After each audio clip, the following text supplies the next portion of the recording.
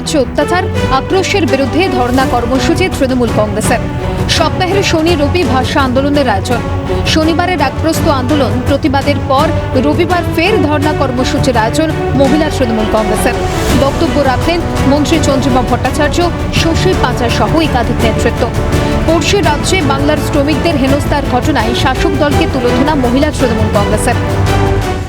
আজকেও আমরা একটা চিঠি দেখলাম, যে চিঠি দিল্লির এক পুলিশ থানার থেকে এসেছে, বঙ্গভবনকে জানিয়েছে। নতুন বঙ্গভবনের যে আছেন অফিসার, তাকে জানানো হয়েছে যে বাংলা কিছু নথি দিয়ে বলা হয়েছে এদের ট্রান্সলেটেড কপি দিতে হবে। কোনটা বাংলা দেশি ভাষা আমরা জিজ্ঞাসা করতে চাই।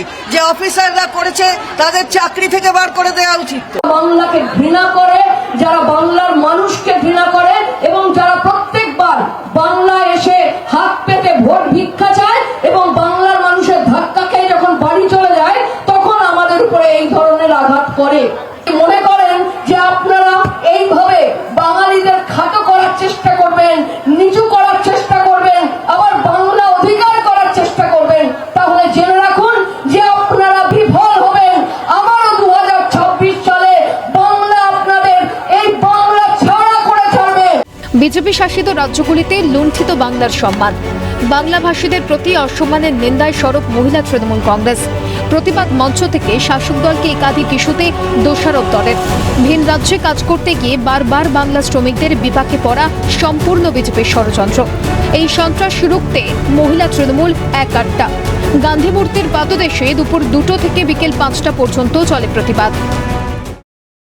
প্রমাণপত্র তাদের হাতে রয়েছে, প্রমাণের প্রুফটা আমাদের রাজ্য থেকেও যাচ্ছে।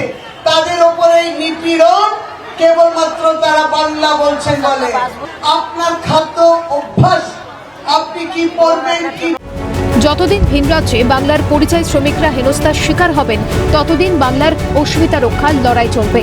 যে বাংলার পবিত্র মাটি দিয়েছে বাংলার গীত, বাংলার সঙ্গীত, সেই বাংলার অসম্মান মেনে নেবে না তৃণমূল কংগ্রেস।